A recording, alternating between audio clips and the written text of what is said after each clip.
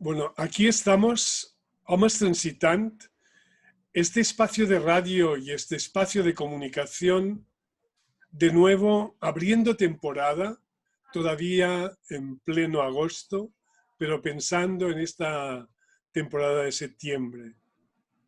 Y hoy con una persona que es muy querida para nosotros, que seguimos sus artículos, sus libros, Coral Herrera Gómez, que a cuenta de uno de sus artículos en su blog hace poco tiempo y que a la vez nos permitió publicar en Desembolicar, en el diario Balears, no sé si es la primera vez que un texto tuyo pasa a ser publicado en catalán, posiblemente sí en el Principado, no sé si en Mallorca, en las Baleares, pero este artículo nos abre, decimos que un nuevo diálogo o un paso más de diálogo entre una mujer feminista como tú, Coral, y los hombres. Hay que tener en cuenta una larga producción de libros. Recordaba yo hace un instante, y lo tengo ahí presente, el Más allá de las etiquetas, editado en febrero del 2011 por la editorial Chalaparta. Entre muchas y amplias enseñanzas en este libro, nos invita Coral a identificar, responder a una pregunta recurrente: ¿qué es ser un hombre? Entrando en la dimensión de la construcción sociocultural de la identidad masculina.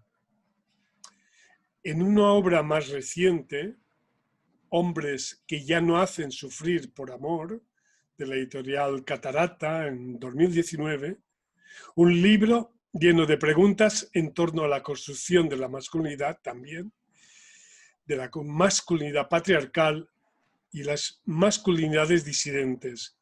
Nos abre un amplio y fecundo diálogo que conduce a transitar en el poder, conocer la manera en la que los hombres nos relacionamos con nosotros mismos. Coral, gracias por estar ahí.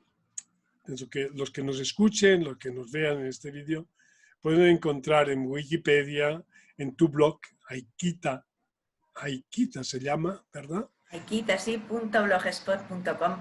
Muchas gracias, Pere, por esta presentación tan hermosa, y un saludo también al compañero Enrique. Encantadísima de estar aquí con vosotros. Encantado, el placer es nuestro, sin duda.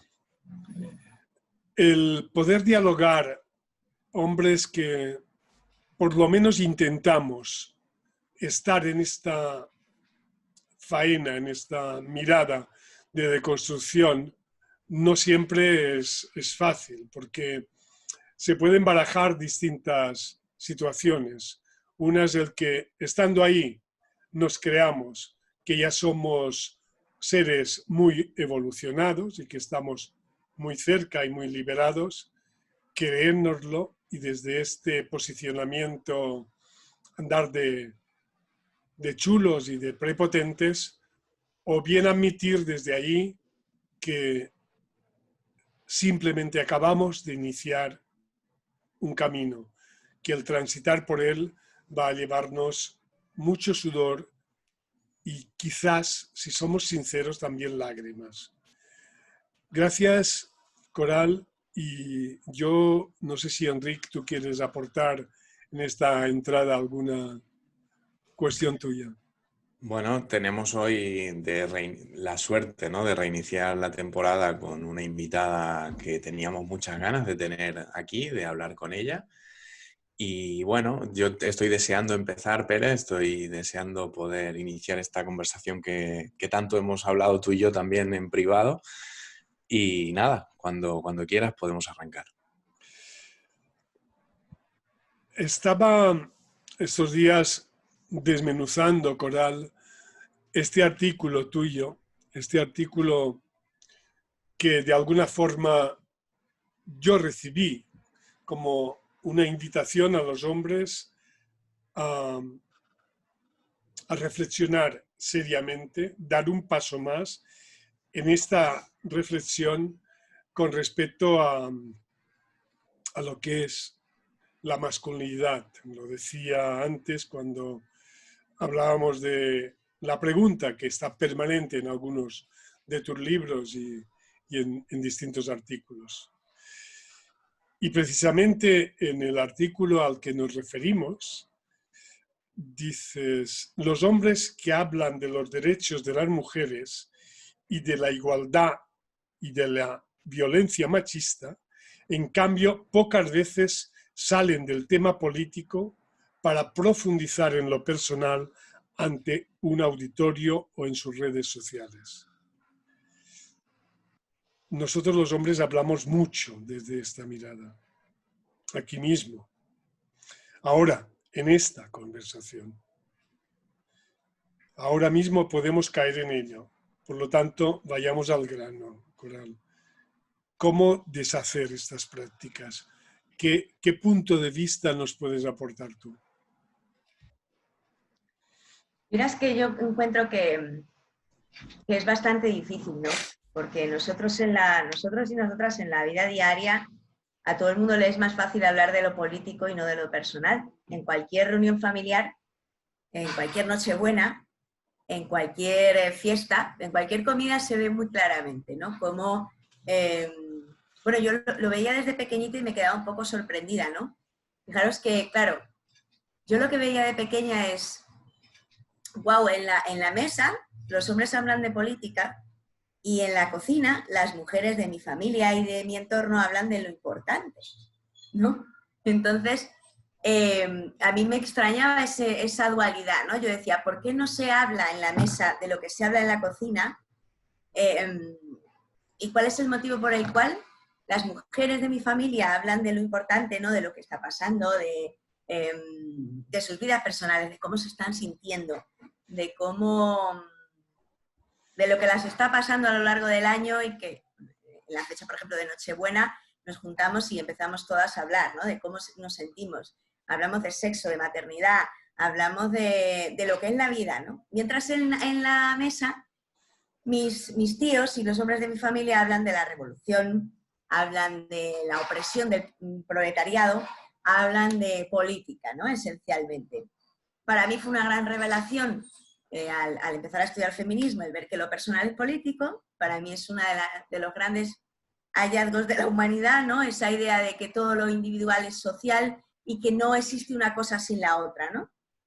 Y bueno, pues yo de un tiempo a esta parte, a mí lo que me pasa es que me aburro mucho en las reuniones sociales donde la gente habla de política sin hablar de lo que me pasa a mí y de lo que nos está pasando, ¿no? En pandemia se ve muy, muy claramente, ¿no? Con el confinamiento, el ver a la gente hablando de lo que está sucediendo, de las medidas que está tomando el gobierno, de las medidas que toman los gobiernos autonómicos, de si unas medidas son justas o no, si son desproporcionadas o no, pero nadie habla de cómo esas medidas me afectan a mí, cómo me estoy sintiendo yo en el confinamiento, ¿no? Los sentimientos de terror que hemos tenido algunos, sentimientos de desamparo, de desesperanza, de confusión tremenda, ¿no? Todo eso, para los hombres es más complicado hablar de ello, ¿no? Yo veo en mi entorno que para los hombres es fácil hablar de las medidas del gobierno, pero no de cómo se están sintiendo, ¿no? Y las mujeres, en cambio, nos movemos en los dos niveles con muchísima más facilidad, ¿no? Las mujeres podemos hablar de lo personal, de lo político, de lo social, de lo individual, de qué nos está pasando, qué le está pasando al país, qué le está pasando al pueblo en el que vivo, ¿no? Y cómo está la gente. Entonces, bueno, en el artículo yo decía, ¿no? Yo soy muy admiradora del trabajo de los hombres igualitarios, de los hombres antipatriarcales. Creo que es la única manera, en realidad, de que... o sea, porque todo el trabajo que estamos haciendo desde el feminismo, mientras haya un machismo negacionista instalado ahí que no se mueve, va a ser súper complicado, ¿no? Entonces, yo creo que vuestro trabajo es fundamental. Y que sois muy pocos, ¿verdad? Sois muy, muy pocos, sois ¿cómo se dice? Rara avis. Yo en las conferencias incluso me preguntan, ¿pero esos hombres existen? ¿Y esos hombres son de verdad? ¿Y dónde están esos hombres que se trabajan los patriarcados, no? Yo digo, si están en Facebook, podéis seguirlos, están ahí, yo los veo. Pero sí sois muy pocos, ¿no? Y a mí siempre me ha gustado muchísimo vuestro trabajo, pero he hecho en falta un poco esta cuestión, ¿no? De que vosotros podáis desnudaros y abriros en canal y hablar de vuestras propias experiencias en las que precisamente toma sentido la frase de que lo personal es político, ¿no? Cuando salió el Me Too, me pareció maravilloso, ¿no? La cantidad de mujeres que se atrevieron a poner ahí, incluso muchas decían, yo nunca lo he hablado, yo nunca lo he contado, ¿no? Y se atrevieron a denunciar los casos de abuso sexual y las violaciones que sufrieron. Para mí es un paso adelante en la historia del feminismo brutal, ¿verdad? El Me Too. Pero claro, yo de repente un día pensé, ¿y qué pasaría si los hombres se atrevieran a hablar de sus violaciones? ¿No? Porque, bueno, excepto en el entorno de un grupo de gente que se atrevió a denunciar los abusos de sacerdotes, ¿verdad?, en la Iglesia Católica, no ha habido hombres contando sus experiencias en la niñez y en la adolescencia, y apenas se oyen voces de hombres que hablen de las agresiones sexuales y también de las agresiones y de la opresión recibida a manos de otros hombres y cómo eso les ha impactado y les ha determinado y les ha, bueno, en algunos casos, cómo a algunos les ha destrozado la vida, ¿no? Y yo pensaba, el negacionismo machista se podría romper si los hombres rompen con el silencio, ¿no? Con el pacto de silencio, que es un poco lo que yo creo que ahora mismo sostiene el patriarcado, es el pacto de silencio, ¿no?, entre los hombres. Así que yo pensaba, qué interesante sería si los hombres pudieran empezar a hablar de lo que han sufrido como hombres y como niños, ¿no?, por parte de su entorno, profesores, padres, abuelos, tíos, curas, etcétera, y un paso más allá, ¿no?, cómo los hombres también habéis ejercido la violencia en todas sus múltiples formas, ¿no? Es decir, lo cuento porque yo un día estaba hablando con mis amigas del bullying y de profesoras y profesores que nos pegaban físicamente en la EGB y de lo mal que lo pasamos, ¿no?, con esas agresiones.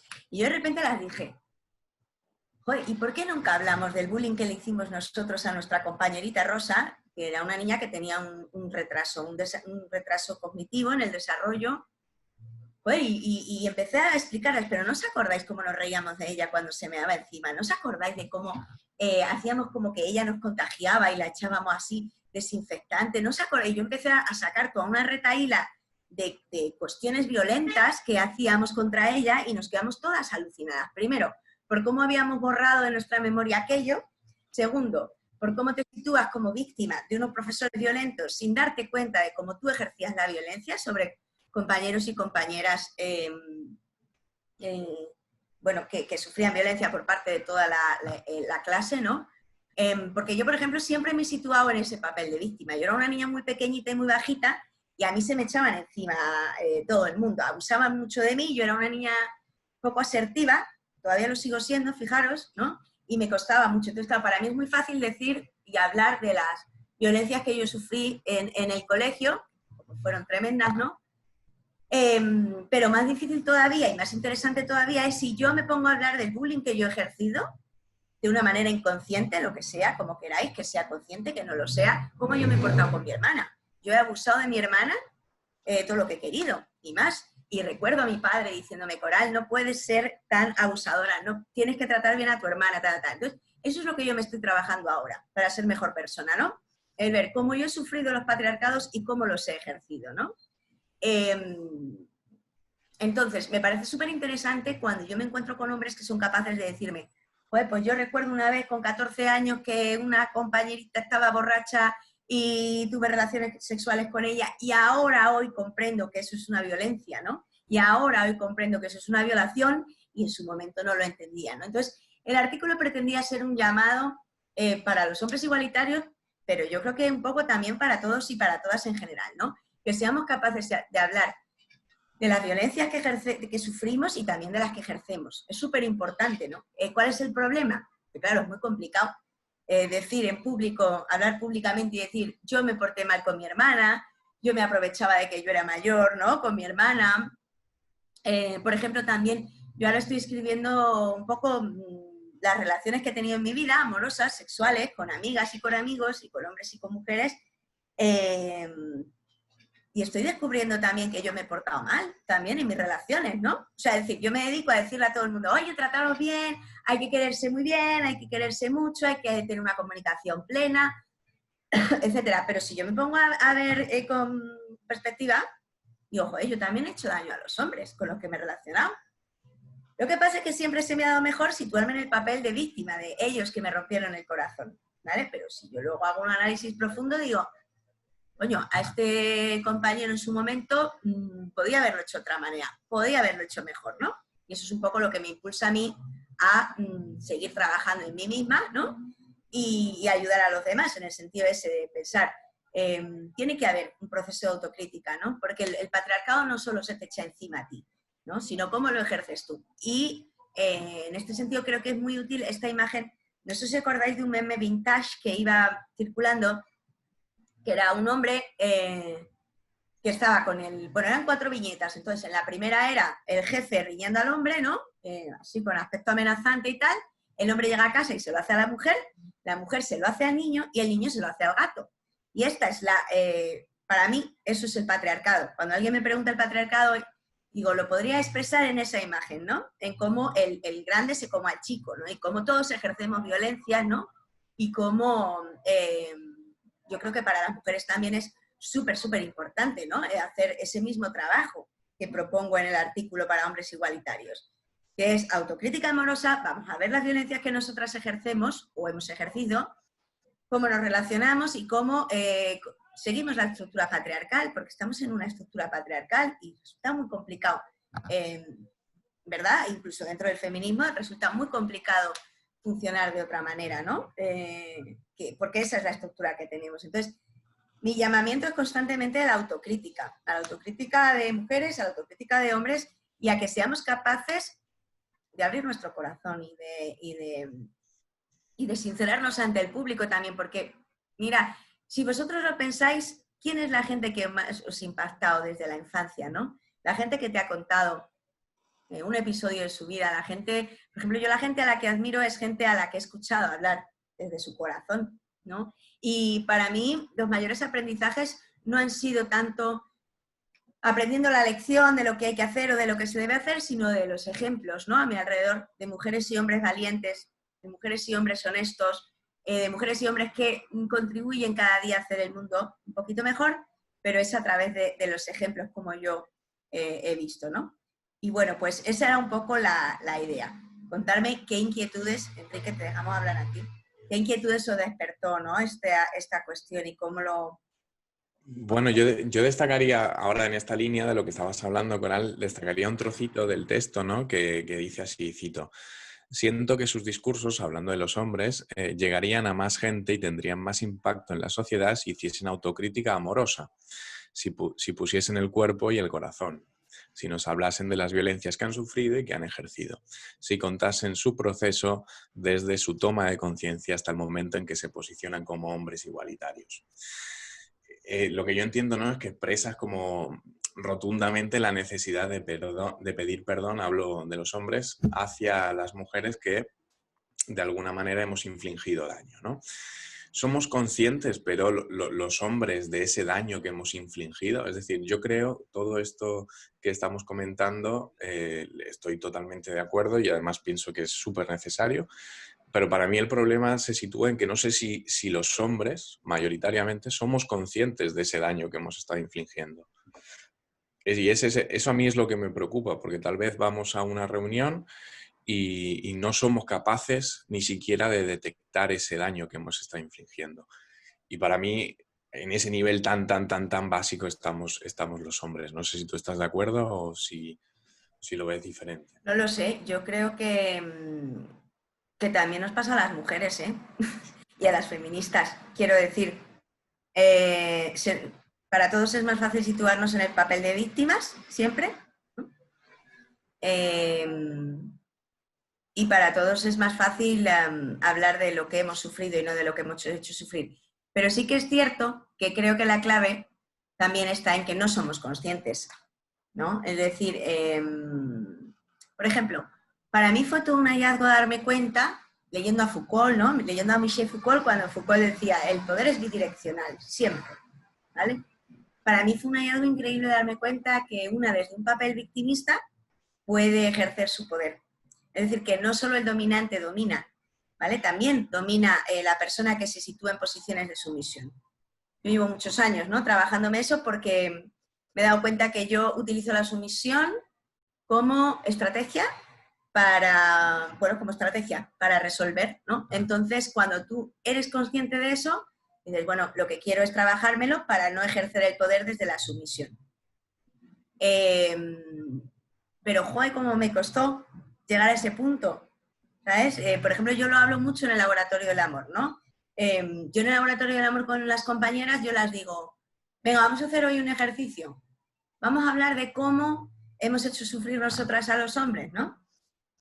Y cuesta mucho más que si el ejercicio es cómo me han hecho sufrir a mí, ¿vale? O sea, es obvio, ¿no?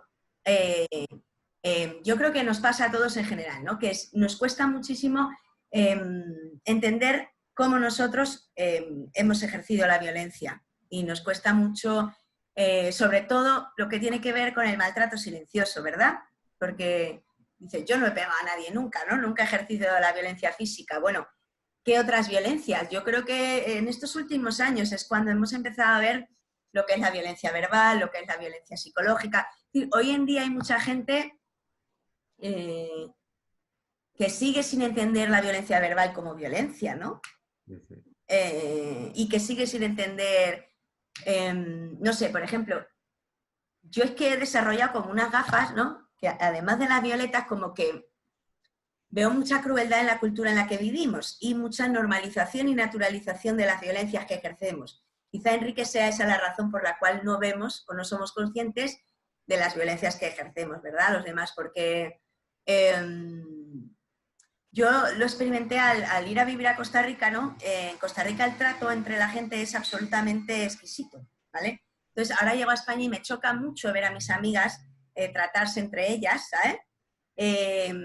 Pues estas cosas que tenemos las españolas, ¿no? De, no digas gilipolleces, ¿qué tonterías dices, no? Esta forma de expresarnos tan brusca, pues yo estoy ahora todo el rato de, no, pero dile por favor, y tú dile gracias, ¿no? Como que me he vuelto muy educada y trato mucho bueno, cuido mucho el trato, ¿no? Pero sobre todo lo que observo es que la gente no tiene, por ejemplo, conciencia de cómo hablamos a los niños, ¿no? En España. Yo de repente, ahora lo pienso y digo, joder, yo en mi familia a mí, me acuerdo, ¿no? Cuando éramos un montón de niños y de niñas me decían, oye, te meto una hostia que te arranco la cabeza y te arranco los dientes. Joder, yo hoy en día eso no me parece tremendo, ¿sabes? Pero forma parte de la educación que hemos recibido, ¿no? Una cultura de la crueldad, ¿vale? Y de los malos tratos que hemos naturalizado y hemos asumido. Entonces, ¿cómo hacemos ahora para asumir lo que no sabíamos hace 20 años, ¿no? Hace 20 años no estaba mal visto que le metieras una hostia a tu mujer, no estaba mal visto que fueras una persona celosa, ¿no? Y ahora es cuando empezamos a darnos cuenta de todo eso. Y la cuestión, yo creo, quizás es, más que pedir perdón, yo creo que la cuestión es como ser capaz de hablar de ello y ser capaz también de decir, en su momento no me doy cuenta, pero ahora que me doy cuenta, este es el trabajo, ¿no?, que hemos hecho. A mí, la verdad es que del trabajo que vosotros hacéis es lo que más me gusta, escucharos, ¿no? Como yo, o sea, como pues cuando hablo con alguno de vosotros, más en la intimidad, eso es lo que a mí me fascina, como yo me lo he estado trabajando y me lo voy trabajando para llegar a, bueno, pues ser un hombre consciente, a ser un hombre ¿no?, concienciado, ¿no? Cómo habéis llegado a convertiros en hombres igualitarios y el proceso que os queda, porque yo creo que este trabajo, ¿verdad?, es para toda la vida. Bueno, yo al menos creo que mi proceso de despatriarcalización personal es para toda la vida. Sí. Claro, que a veces veo que tengo ya cosas que he adelantado mucho, ¿no? Pero también auguro que en la medida en que vayamos viendo todavía más, ¿no?, y trabajando todavía más, seremos capaces de ver toda esa violencia incluso que ejercemos ahora sin ser conscientes de ella. Y me parece como súper interesante si pudiéramos compartirlo, ¿verdad?, colectivamente, si pudiéramos hablar de ello, si tuviéramos la valentía, ¿no?, de decir, pues eso, como digo yo ahora, yo a mi hermana de pequeñas la he abusado mucho de ella y la he maltratado mucho, ¿no? Y me sirve para entender que soy una persona en construcción. Sí, yo estos días, y sabemos ambos los tres que estamos en un debate público que han despertado determinados artículos, unos de una mujer feminista y otros de algunos hombres, que han generado incomodidad, posiblemente la incomodidad productiva que nos describe Joaquín Aspiazu, ¿no? O sea, esta incomodidad que nos lleva a sentir, bueno, ¿y yo qué he hecho? Un tanto lo que estabas explicando, es decir, cómo he ejercido yo mi relación con las mujeres o con otros hombres o cómo lo he hecho. Yo voy a hablar personalmente, por lo menos en lo que nos permite este espacio público.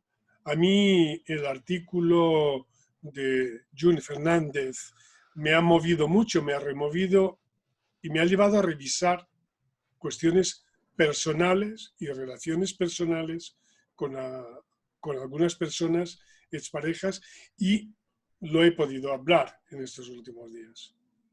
No se trata tanto ahora en lo público de exponer detalles que forman parte de una relación personal con esta mujer, pero de sentir que ahí hubo cuestiones que no pueden ser de ninguna manera aceptables, ¿no? Claro, el debate es, ¿qué tenemos que hacer los hombres? ¿Ir confesándonos públicamente o cómo tenemos que tomar plena conciencia de lo que nos ha venido de cómo nos ha venido construyendo el patriarcado, porque esto es una realidad, sin caer en el victimismo, porque después están, sabemos, muchos hombres que caen, no, es que las mujeres sois las que tenéis más ventajas y nosotros somos las víctimas. No es esto. Ahora bien, empecemos por, yo diría, por ir al fondo de la cuestión y sin ningún señalamiento personal y de victimización ni de ningún tipo, reconozcamos aquello, como tú decías, de la anécdota de esta chica a la que señalabais o le metíais no sé qué historias. Todos tenemos algún aspecto a revisar. Hagámoslo. Yo creo que esa es la clave, que tomar conciencia de que en la violencia formamos parte de la violencia. Y que hay muchas maneras de ejercer la violencia, ¿no? Y que hay algunas que son muy sutiles y las más peligrosas son las invisibles, ¿verdad? También las que se cometen en nombre del amor. Porque tenemos tan romantizado, por ejemplo, el tema del acoso, ¿no? Yo conozco muchas mujeres que sí se toman el acoso romántico como una cuestión romántica, no como una cuestión de acoso, ¿no? ¿Pero por qué? Porque, bueno, en todas las películas te dicen, el que la sigue, la consigue. Si tú estás encima de esta mujer dándole la brasa y tal y cual, al final lo consigues. Y al final feliz lo consigues, porque ablandas su corazón y aunque ella te ha dicho 1000 veces que no, lo consigues. Es decir, estamos en una cultura, ¿vale?, que romantiza constantemente aspectos violentos de las relaciones y creo que es súper importante el que tomemos conciencia de eso, ¿no? El que tomemos conciencia de que incluso en nombre del amor podemos hacer mucho daño a los demás y a las demás y que en nombre del amor podemos cometer todo tipo de violencias inconsciente y conscientemente, ¿no?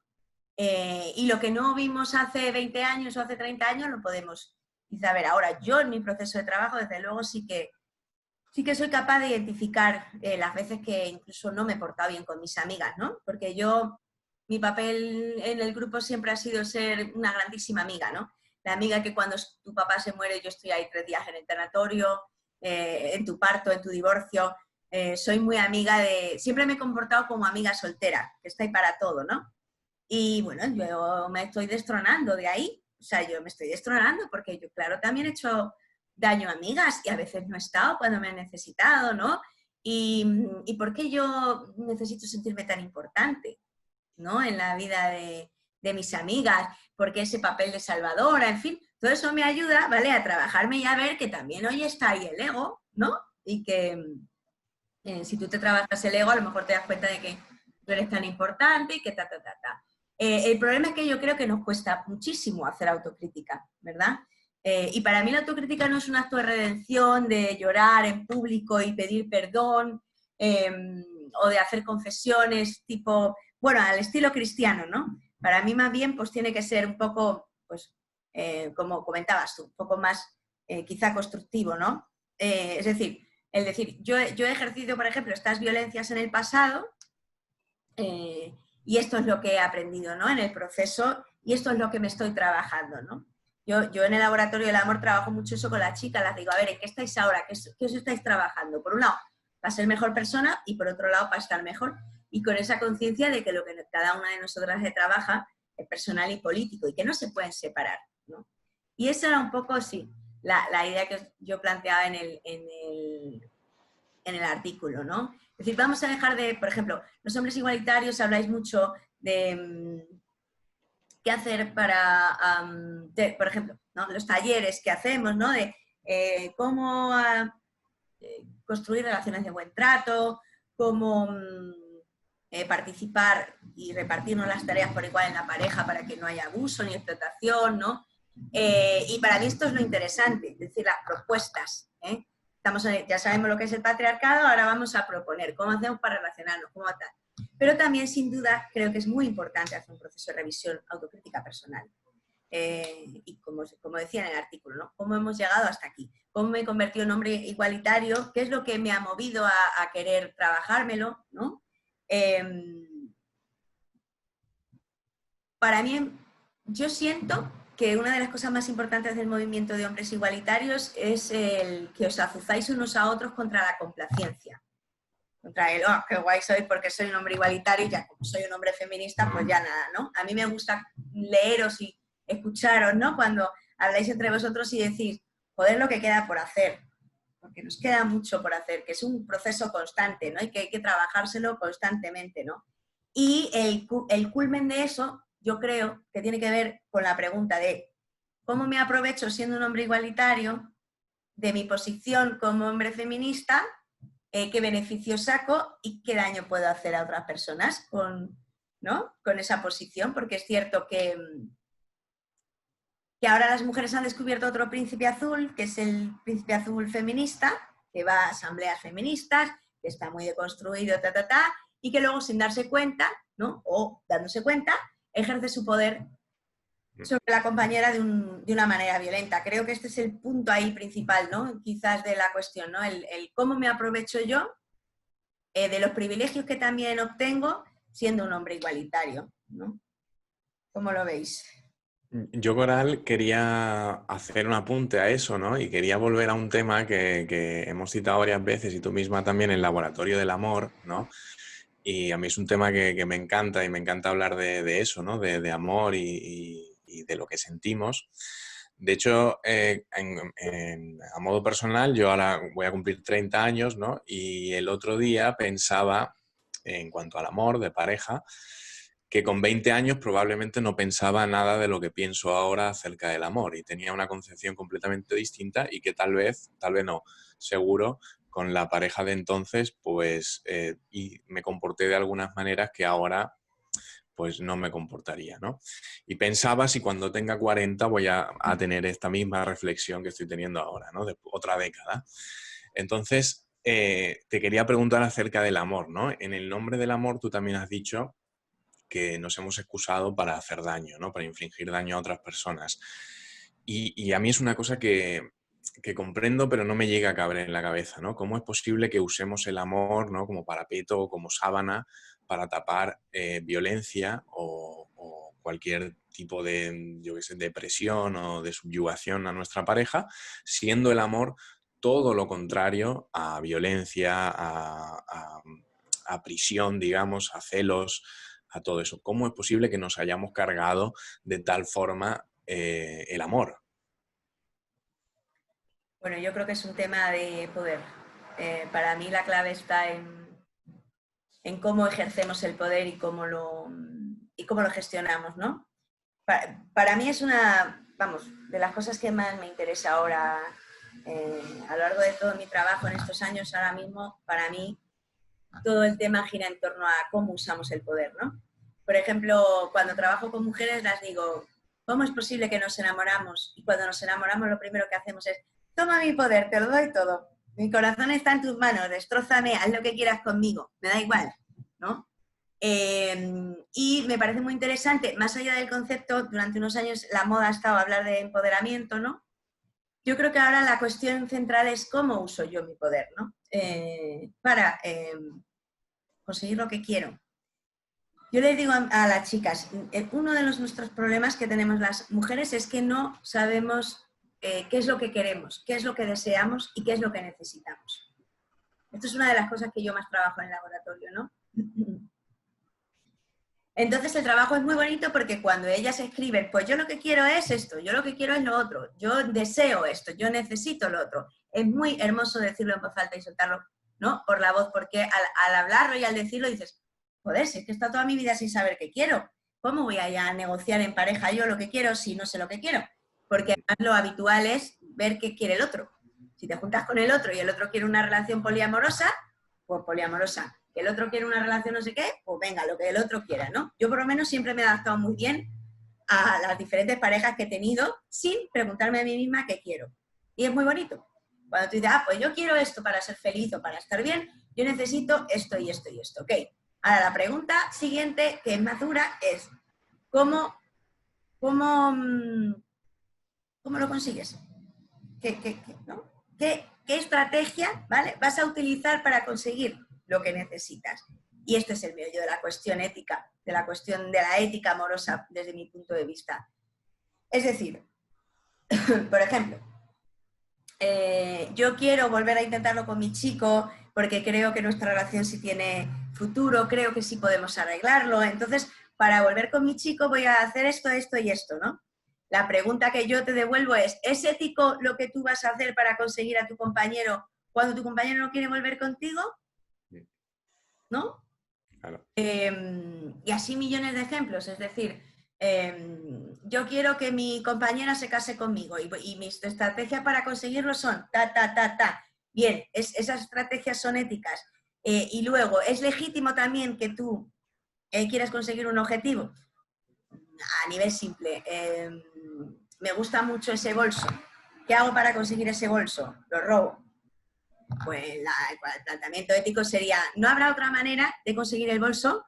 Y más allá todavía, ¿por qué no renuncias al bolso? Si es un bolso de 1.000 euros y tú te puedes comprar un bolso de 1.000 euros, pues igual tienes que renunciar al objetivo, ¿no? Y esto es un trabajo muy interesante que deberíamos hacer todos y todas. ¿Qué estrategias utilizo? ¿Qué planes hago yo para llegar a conseguir eso que quiero, ¿no?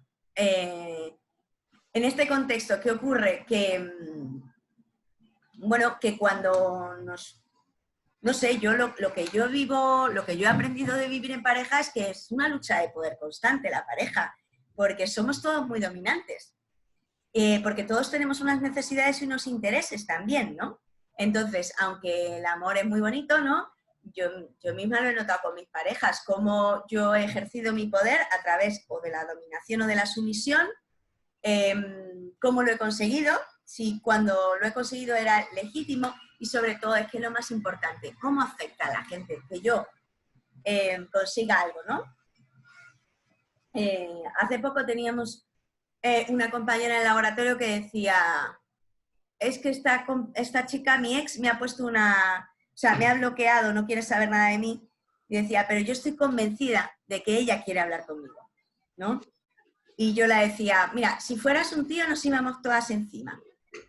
Si fueras un hombre, rápidamente te diríamos, porque te ha dicho que no. Y cuando te dice que no, es no. Y tienes que rendirte, ¿no? Yo trabajo mucho también eso en el laboratorio con las compañeras de, mira, ríndete.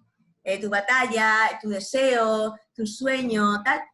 A veces en la vida podemos conseguirlo y a veces no. Y hay que rendirse, hay que saber perder, ¿no? Entonces yo creo que la clave del tema del amor es que en cierta medida vivimos una sociedad muy guerrera, ¿no? Todo es guerra, es decir, en tu trabajo, en los centros de estudio, en el ámbito político, también en el personal, ¿no? En tu familia, en lo que quiere cada uno, lo que necesita cada uno y cómo lo consigue.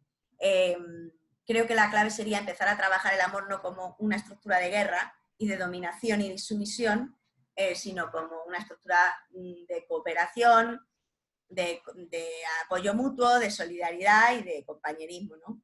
Pero claro, para llegar a ese punto, o sea, en la teoría queda muy bonito, pero para llegar a ese punto es en el día a día, ¿no? O sea, pues yo me fijo con mi compañero, como yo trato de seducirlo para que haga lo que a mí me apetece o lo que a mí me conviene. Trato de ser empática para ponerme en su lugar y ver qué es lo que necesita él también, ¿no? Y cómo lo que yo, para mí una de las claves es si lo que yo necesito perjudica a los demás o no, ¿no? Por ejemplo, si yo quiero que vuelvas conmigo, ¿qué estrategia voy a seguir? Y si no, debería quizás renunciar a que vuelvas conmigo, ¿no? Cosas como, por ejemplo, que es tan común en nuestra cultura, que es destrozarle la vida a la persona con la que has estado unos años maravillosos de tu vida, ¿no? El afán de venganza, ¿no? Yo trabajo mucho esto con las compañeras porque les digo, por ejemplo, que el afán de venganza no es una forma de redención o de reparar el daño. Esto es otro tema interesante, ¿no? Dentro de nuestra conversación, ¿cómo reparas ese daño, verdad? Que has hecho o que has ejercido o esa violencia que has ejercido.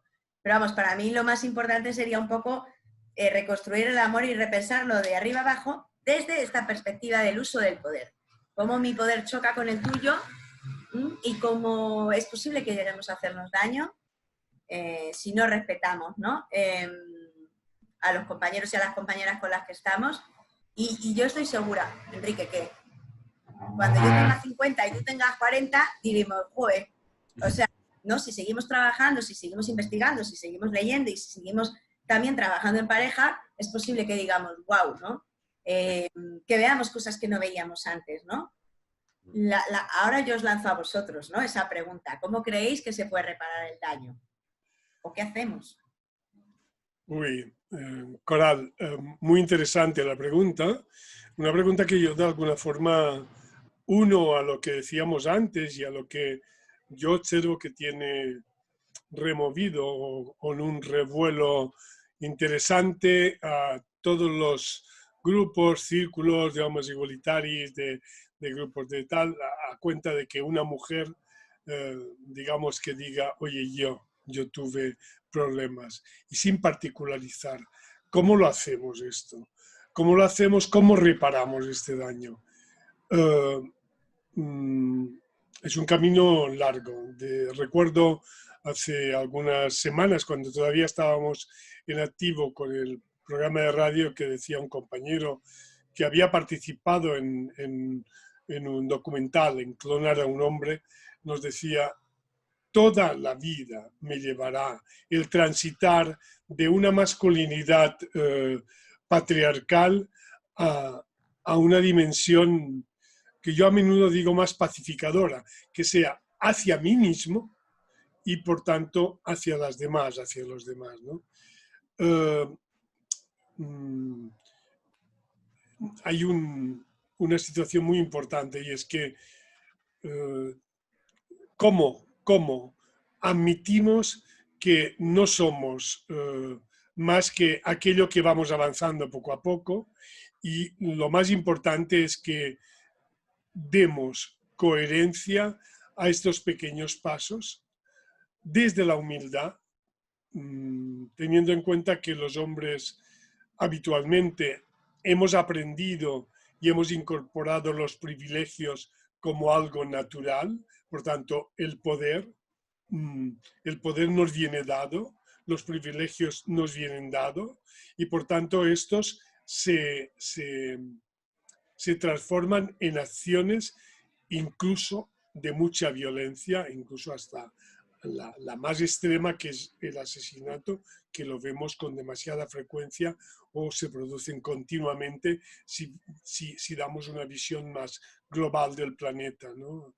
Además teniendo en cuenta tu experiencia en Latinoamérica, ¿no? ¿Cómo podemos romper este círculo vicioso? Y con una cuestión muy importante que yo quiero incorporar. Yo estoy revisando en estos días toda una serie de cuestiones, lo he dicho, con una mujer en la que no fui suficientemente justo o fui muy injusto, pero a la vez yo siento que mi aprendizaje en este mundo tremendamente patriarcal y además como niño, habiendo sido educado en una época tremendamente compleja del nacionalcatolicismo, ¿cómo podemos salir de este virus? Cuando a menudo ahora hablamos con mucha ligereza a veces de la pandemia y tenemos que cuidar muchos aspectos de la pandemia de la COVID-19, pero esta pandemia del dominio masculino hacia las mujeres, hacia nuestros compañeros, hacia este poder y este privilegio, ¿cómo podemos hacerlo? Si no es admitiendo una interpelación continua, que además yo digo de nuevo que solamente a los hombres nos llega desde los feminismos, porque nadie más ha realizado una introspección, una revisión, una teorización, y la palabra es medio fea, una construcción intelectual positiva de lo que es la masculinidad. Nadie más, nada está ahí más que lo que nos llega desde los feminismos, para que después vayan algunos y los critiquen, los machaquen y nos digan que somos unos tales. No sé, esta es una reflexión que la persona invitada a este espacio eres tú, Coral. Sí, mira, cuando preguntas cómo, ¿no? Yo creo que una clave muy importante es la honestidad y la humildad. Son dos aspectos fundamentales del trabajo de desarrollo personal, ¿no? El desarrollo personal, digo, cuando hablo del crecimiento personal y del trabajo que hacemos todos y todas para, por un lado, para estar mejor, para que la vida sea más fácil y más bonita, y por otro lado, para ser mejor personas, ¿no? Por lo menos ese es mi objetivo último del trabajo que yo hago, es cambiar yo a mejor y también cambiar el mundo en el que vivo, ¿no? En este sentido, a mí me parece súper necesario el trabajo que hacéis, porque creo que las nuevas generaciones necesitan ejemplos de hombres que se lo trabajan, ¿no? Y ahí es donde yo, por ejemplo, veía, cuando yo voy a dar charlas a institutos, es decir, con gente joven, ¿no? Me he dado cuenta de que les llega mucho más cuando yo les hablo de mis relaciones de pareja que cuando empiezo con el rollo teórico del patriarcado, del feminismo y no sé qué. O sea, lo ves, ¿no? Cuando tú estás dando una conferencia, pues ves al público que está así, o los chavales que están distraídos, haciéndose bromas entre ellos, ¿no? Y cuando entro en lo personal es cuando todo el mundo se queda fascinado. Y cuando engancho realmente al público. Y lo engancho con eso, con el sexo. De repente digo, sexo, y hacen todos. Y entonces les entro, pum, y voy contando, ¿no? Hasta el punto de que hay veces que incluso me invento un poco el pasado, de mi propio pasado, para meterlos a ellos y explicarles con ejemplos reales qué es lo que les estoy tratando de explicar. Y ahí es como a ellos les llega, ¿no? Yo pienso que yo a lo largo de mi vida, de quien más he aprendido es de la gente, no que me ha soltado un discurso muy bonito, sino de la gente que me ha hecho ver cómo vivió una experiencia personal, ¿no? Y cómo le impactó y qué cosas aprendió de esa experiencia personal, cómo la pasó y cómo la vivió, ¿no? Entonces yo pienso que para los chavales sería, por ejemplo, súper potente escuchar a hombres diciendo, yo he maltratado. Yo, o por ejemplo, simplemente sin maltratar, yo he ejercido mis privilegios con mis compañeras así, así, así, así y así, ¿no? Porque es lo que nos hace falta un poco a todos, ¿no? El que nos quitemos también la cara de qué buenas personas somos, qué majos que somos, y veamos la realidad y seamos capaces de admitir que todos tenemos luces, todos tenemos sombras, todos hemos cometido historias y todos podemos tirar para adelante y reconstruirnos, porque estamos en permanente construcción. Para mí el alivio o la puerta que siempre hablo de esperanza es que estamos en construcción, que estamos en ello y que eso es lo importante, ¿no? Y sí, hay que tener también, pienso yo, mucho cuidado con... O sea, quiero decir, por ejemplo, a mí, que yo vivo de esto, ¿no? De vender libros y de hablar y tal cual. A mí me interesa mucho que no se me vea como una tipa que lo sabe todo, que ha llegado a la conclusión de todo, ¿no? Porque yo, por ejemplo, me decía a una lectora, ¿pero tú alguna vez has sufrido por amor? Yo digo, sí, claro, sí, yo he sufrido por amor y lo más importante, que yo también he hecho sufrir, ¿no? Por amor, que yo también he hecho sufrir, por supuesto, y que eso me lo tengo que trabajar. Entonces creo que a mí en mi caso me hace falta mucha humildad, mucha honestidad, trabajar mucho el tema del autoengaño, ¿no? Y tener en cuenta todo el tiempo esta cuestión de que lo personal es político, ¿no? De que lo que me ha pasado, lo que me pasa y lo que me está por llegar tiene un impacto en los demás, ¿no?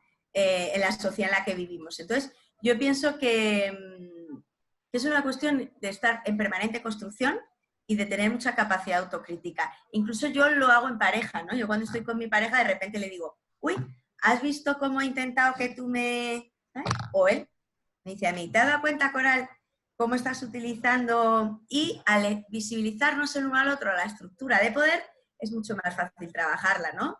Es mucho más fácil decir, ok, vamos a lo que vamos, que es a negociar, que es lo que queremos hacer.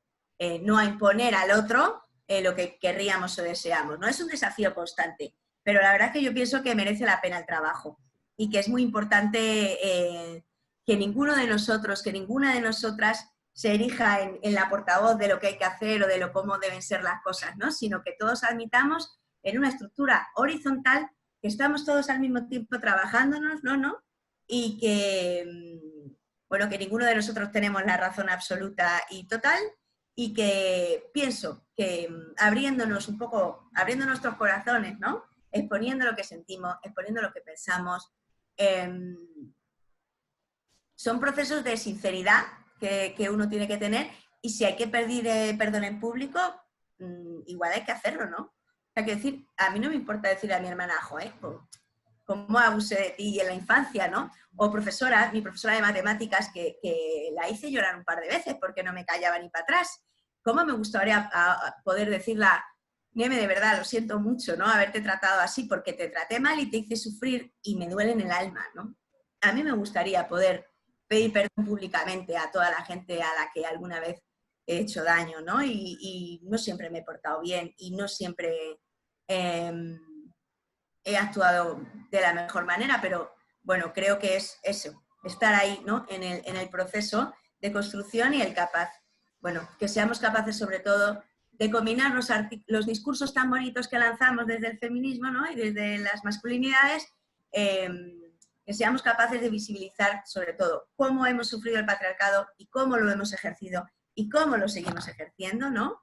Y qué consecuencias tiene para los demás, para nuestro entorno, cómo sufren los demás también esos patriarcados, ¿no? Que nos habitan.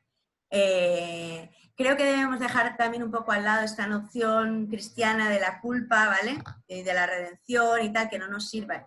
Yo creo que lo que nos sirve es un poco el decir cómo hacemos para avanzar, ¿no? Ayer publiqué un post en el Facebook en el que hablaba de que tenemos que tener mucho cuidado con la bestia que nos habita a todos y a todas dentro, ¿no? Y lo dije a raíz de los comentarios de los que son negacionistas y no llevan mascarilla, que no les atienden a la seguridad social. ¿Cómo que no? ¿Pero cómo que no? Si estamos atendiendo a la gente que se ha cargado la seguridad social en España, que ha vendido a trocitos la seguridad social, vamos, hablo cuando enfermó Esperanza Aguirre y su compañero, esa gente fue atendida en hospital público, ¿vale? Porque sería absolutamente inmoral decir, no, vosotros que habéis privatizado todo y lo habéis destrozado todo, os quedáis a un lado, ¿no? Entonces, para mí es muy importante. ¿Por qué ahora de repente con tanto odio estamos diciendo, bueno, pues hay que trabajar esa bestia, hay que verla, hay que saber mirarla a los ojos, hay que saber identificarla, ¿no?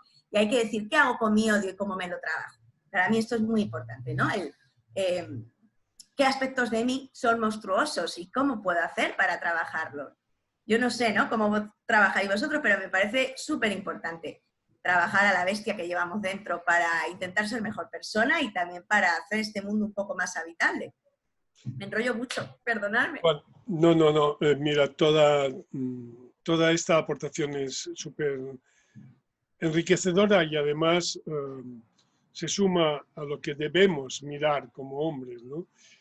O que quizás también, y este era uno de los caminos por los que transitamos, que nosotros desde nuestra asociación Amos Transitant tenemos muy claro que debemos trabajarnos desde la masculinidad y por tanto los hombres, los grupos de hombres, pero es incuestionable que ya no podemos avanzar si no lo hacemos con vosotras las mujeres. Esta ha sido una ocasión, no es una ocasión. Te aviso que deberíamos ir acabando una conversación que podría ser mucho más larga y por tanto mucho más fecunda. Seguro que tendremos otras, estaremos cerca y esta ha sido una oportunidad de estar juntos, juntas, caminando, transitando esto. Con una mirada, una pincelada que tú en tu artículo, los hombres ponemos muy poco el cuerpo en esto del trabajo de deconstrucción o incluso simplemente en lo emocional. Y recogemos esto porque es muy importante, poner el cuerpo, no dejarnos de historias y es solamente a lo racional, teórico y por tanto a los privilegios y al poder. No sé si, Enrique, tú tienes alguna...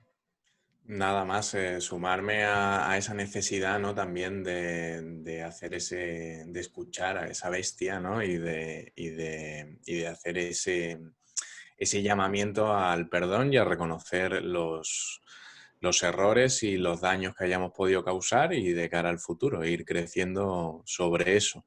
Así que muchísimas gracias, Coral, por estar aquí con nosotros hoy, porque la verdad es que a mí me ha enriquecido muchísimo y me voy sabiendo mucho más de lo que sabía cuando me he sentado. Pues muchas gracias, Enrique, y muchas gracias, Pere. Te pediría que cerraras tú con el agradecimiento de esta pequeña red Amos Transitant, que lo que pretendemos es admitir las interpelaciones, de cada vez admitir que tenemos que cuestionarnos, ser humildes y tal.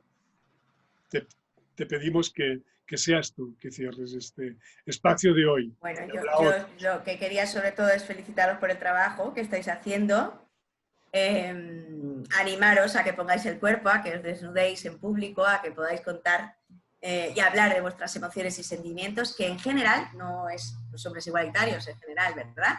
Es la gran asignatura pendiente, ¿no?, de las masculinidades, ¿no?, el poder admitir, bueno, hablar de lo que sentimos y de cómo nos sentimos, el poder hablar desde lo personal, ¿no? Que tengamos siempre en cuenta que los discursos son muy bonitos, pero que lo que llega de verdad a la gente es las vivencias que hemos tenido. Y esas vivencias podemos trabajarlas para que les sirvan a los demás. Yo ya estoy en un plano de trabajo en el que creo que lo importante es que las cosas no sean útiles, que nos sirvan, ¿no? Y creo que ahí estamos todos y todas trabajando para fabricar herramientas que nos permitan relacionarnos, que nos permitan aprender, que nos permitan negociar con nuestras parejas y con la gente con la que vivimos, ¿no? Y sobre todo que nos permitan estar despiertos, que yo creo que tanto a hombres feministas y aliados y disidentes como a mujeres nos hace falta estar muy despiertos y muy despiertas y con los pies muy en la tierra, ¿no?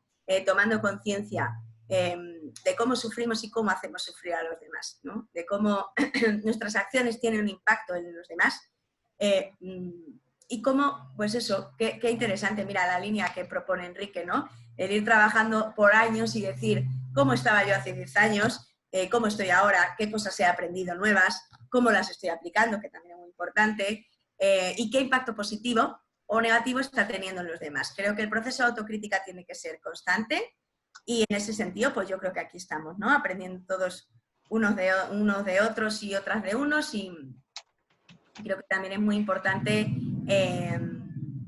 bueno, pues ver cómo avanzamos y también cómo vamos a cerrar, ¿de acuerdo? Entonces, nada, un abrazo muy grande a todos y a todas las personas que nos están escuchando o viendo, porque verdad, va a ser radio y YouTube. Entonces saludo con un abrazo muy, muy grande a todos los hombres y mujeres que nos han estado escuchando y a toda la gente que se ha enganchado a esta conversación. Y nada, pues un abrazo. Muchas gracias, compañeros, por invitarme a hablar con vosotros hoy.